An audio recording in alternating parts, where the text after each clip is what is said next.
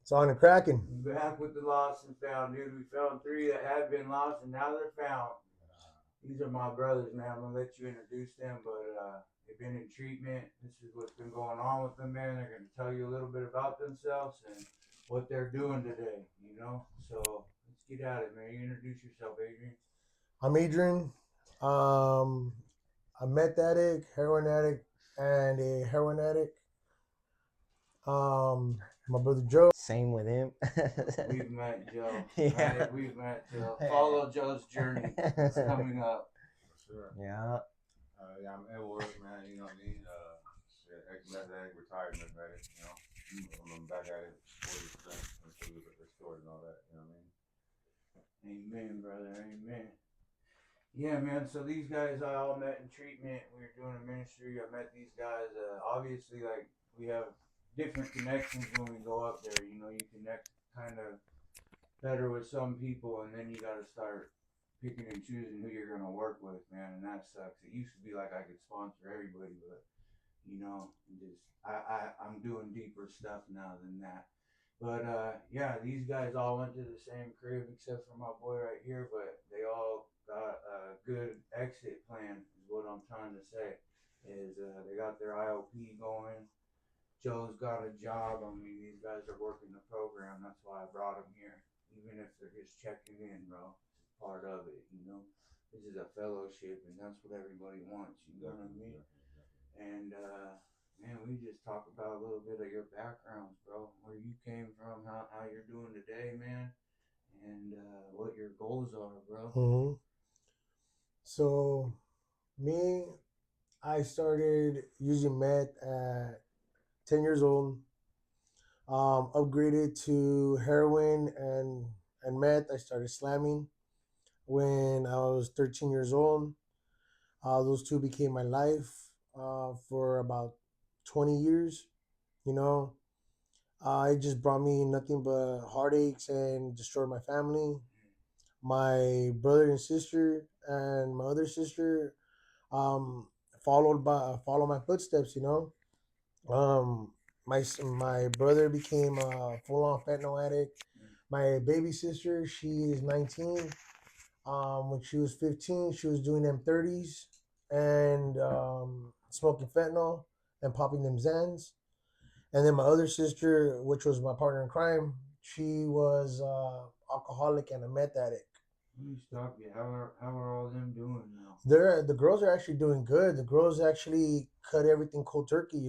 Really? Like yeah, like they. Some people can do that, bro. It's crazy, dude. You know what I'm saying, but I guess for us, there ain't no way. I gotta be taken away, bro, to be absent just to start the fucking thing off. You know what I mean? Same here. Yeah, bro. I have to be dragged in to get help, bro. I gotta be desperate. And I was, man. That was a gift for me, was the desperation. But good to hear them are all doing good, bro. Keep going. Yeah, they're doing good. My brother, my baby sister now, she's been clean for 3 years. My other sister's been clean for 3 years as well. My little brother is in prison, but as soon as he gets out, I'm putting him in MFI. So you could get a little bit of knowledge on how to stay sober. Right. Tools, yeah. Yes, because you got to fill that toolbox up. You do, bro. You do. Yeah. Because we don't have anything in that toolbox when we come in. Nope. The only thing we have in there is sheer manpower and willpower. Yep. Like I could muscle my way through money. Oh yeah. It was so weird, like I could get through anything. Right. Now I'm like, I don't have to do everything at once. That was always my problem. I needed it done that day. Oh yeah. Fucking thing. Yep. And that's an addict tendency, bro. And I still have that problem today. Like I did a 10-hour blast and he tapped out again. And I was like, bro, we can hit this side. He's like, my back hurts. You know what I mean? But that's my same mentality is like the more hours I get in straight, I don't even want to break. Right. I'm getting my money's worth. Yes, indeed. But Jason's cool, man. He's doing a good job. We'll introduce you to him some other time. Trying to edit his interview. It's crazy, bro. Yeah. Like, fuck this. I'm like, bro, beep. That was crazy. Keep going, Adrian. What else you got, bro? So, they're doing good now. They inspire me to become a better person.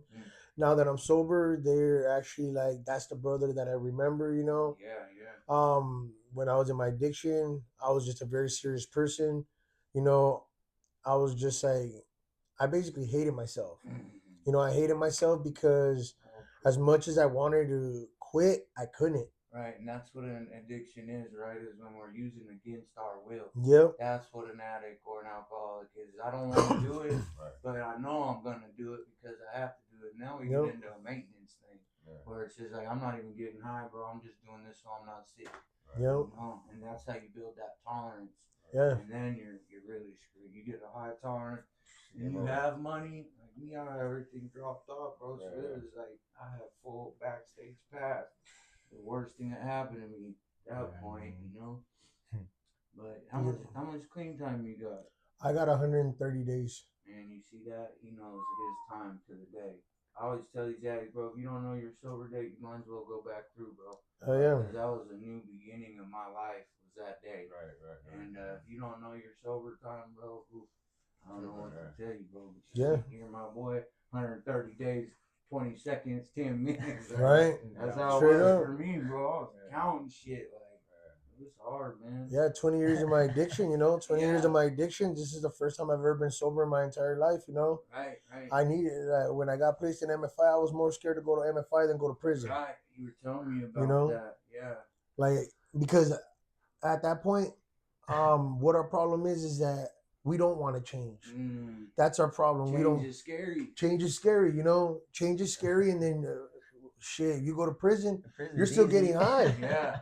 That's, You know? That's like my boy just called. I know what he wants, bro. I'm not doing it for him. Like, I gave him a couple, you know what I mean? But, bro, I'm not going to keep feeding your habit. I know what you're doing in there. You know what I'm saying? Yeah. But you're right, bro. It's the change to even walk up to MFI instead of, like, our will just shoot you into prison anyway. So it's like, once you walk in there, you don't know shit. You know what I mean? There's not one tool, you know. And like you said, I haven't been sober my whole life. Yeah. This is the first time I opened my fucking eyes clean. Yeah, up, for you real. know? And damn, bro, when I cleansed my eyes, that was a crazy fucking day. I Yeah. could smell again, my fingertips. I mean, I was so whacked out. It took like 52 days, bro. I couldn't smell, bro. My sight was off. I couldn't remember phone numbers, bro. I remember my dad's after like 60 days, and I was like, fuck, does this go away? I was asking him. But you know, that's how it is for us. Bro. I believe every one of us started getting high before we could probably walk damn near, you know what Honestly. I mean? Yep, and that's your life, bro. That's what we're around, so that's what we know. Yeah. I don't, you know, all the sober shit. I'm like, bro, that's for court and shit. That's for you to be sober for a couple days, get out of trouble. Like, I didn't even know it was a real fellowship at that point. You know? For real. But man, best thing I did was walk in there. You know, honestly, you're right. You know, like after like 30 days that I was there, I started getting into the classes more and everything. I could see your turn up there, bro. I could see like how you started to start paying attention. Oh yeah. Realizing, bro, like this is it. But you can see when your guys are there. When you guys light up, you know, bro. Like I see you the first 30, I see you the first, 40, and then I see these dudes they're at church and shit. Not one of them saying anywhere, you know. Their social anxiety, bro, they're just shut off.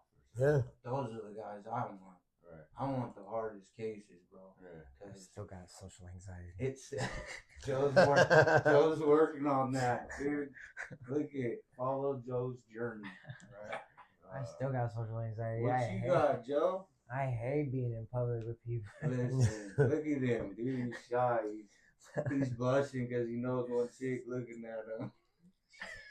He's getting anxiety right now. now. You gotta get on this podcast. Come on, bro. What's up, Joe? Tell us about your I just been working.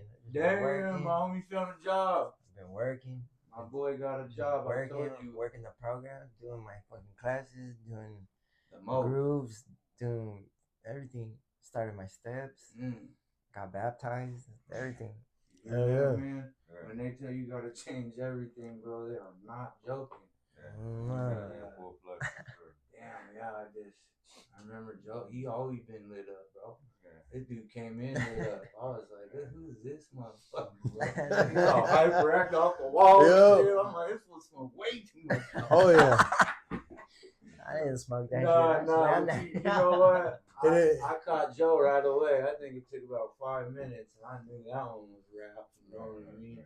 We got too much in This fool reminds me of my best friend, my partner that passed away, bro. He is identical on me. Same demeanor, bro. It's crazy. Same jittery movements. So, yeah, dude. Straight up. Same like skinniness, Yeah. everything. He had these coins and shit. Yeah. Bro. Yeah, dude. That was my boy. So Joe reminds me of my boy Michael John. Rest in peace, bro. Yeah, man. So I got love for Joe. All these guys, bro, are sponsors. So what I like to do is get on these things and show them, bro. Like, hey, these are sponsees that are working the program, bro. Right. That are still sober and they've been out of treatment now. So now you guys are on your exit plan. Yep. You know what I mean? And now what am I going to do with my life? Right. Where am I going to work? For Joe, where am I going to get a license and Social Security? We don't know when we come out of that, No. bro, because it's but I got it. we didn't give a fuck about it then. I drive with no license. Like, you know what I mean? You tell me my registration's up, I'm just gonna go get a new car, bro. That's what I Or go would do. steal some of these tags. Yeah. For real. Alright, what's up, bro? Let's get going with your Yeah, story. man. First up, man, shout out to sobriety, man. You know what I mean? Like, I'm loving my new life, and it's the main ingredient. You know what I mean? Straight up. But contrary to most stories, mine started a little different, bro. Like, I actually was sober until I hit 30. You know what I'm saying? So I had achieved what they call like, career success. I was working at banks, and then I became like the main manager at UPS. Right. You know what I'm saying? I was literally like 2 months away from being on salary like 100,000. You know what I mean? And how it worked, how it happened, how it hit me was, you get hired and I'm about to get promoted so I can hire and fire and have like all access to everything there, and then you got to take a 6-week break to like get all the clearances and all that. Is that where it hit? And that's when I got 6-week break. And during that 6-week break is when I got hit with the bull. You know what I mean? Yeah. I got somebody introduced it to me, and then Were you trying to study and shit? Man, it I was was- too much, or what happened? I was just literally just waiting for the time to go by. I mean, and there was someone that stayed at my house, and they just kept pressing me, and then they called me at a bad. They called me at my 4-week point. I was angry. I mean, I was arguing with my mama. You know what I'm saying? It's every time I tell you, Yeah. girls, bro, it's it. I'm the one offender. Yeah. So Yeah. then out of just anger, I was just like, you know what? Let me just hit that shit, man. And then I'm just so you never asked me again. You know what I mean? And I didn't know how powerful that was. Right. So that one hit came from I shoved it back in her hand, and so the next thing I know, 4 hours later, I'm like, man, Where what that that at? stuff you got? You know what I mean? Yeah. See that again. You know what I mean? For real. And it just went up from there. So man, and that's when what I call it the strip and the flip happened. I mean, your mentality get flipped, and then you get stripped of every asset you got. You know what I'm saying? That's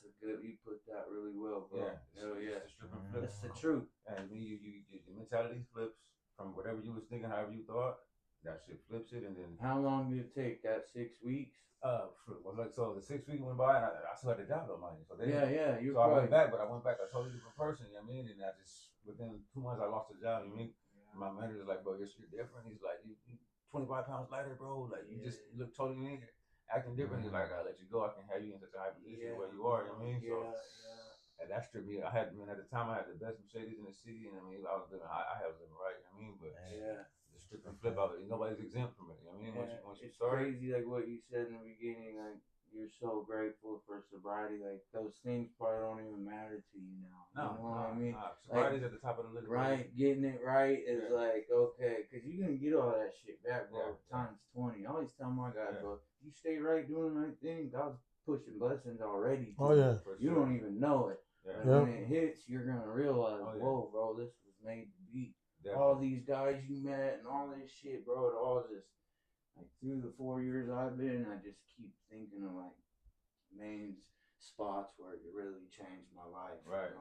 The in between of that is me just having to maintain it. You know what I mean? But the instrumental points were like my sponsor. He was huge. You know what I mean? And that's what I gotta say the same for you, brother. I know my introduction to you and meeting you is a huge changing point in my sobriety in my life, man. Amen to that. I appreciate God for putting you in my life, man, because And we just started working together, but I mean, I can see we're gonna do tremendous things, brother. So, Bro, and like I know a lot of guys do this sponsorship shit, and they're like, man, I keep you all year. I don't give a damn what you do. I don't care if you come back to me and read that. It ain't nothing, bro. You know what I'm saying? Like, I don't put no judgment on nobody. A lot of sponsors are like, oh well, he went down after step 2, and I'm like, so what? You give up on them? Yeah. And I hear the guys, the workers, some at treatment centers. I'm not gonna say what one, but you know what I mean. They're not really, they're there for the dollar, bro. And if you're working in this industry, we're in the business of saving lives.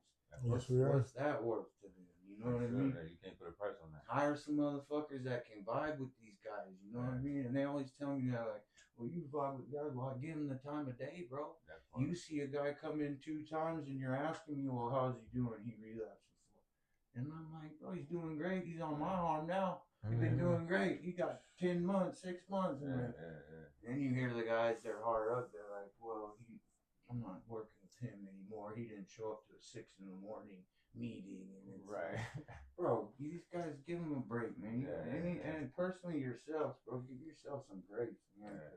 That's what you gotta do. Just understand it's not your fault, bro. Like, we all fall into these traps and shit happens, bro. But like, this is what it's about, bro. Staying strong. Definitely. Like, what I'm trying to do now is like an aftercare program, but I wanna put an LLC nonprofit.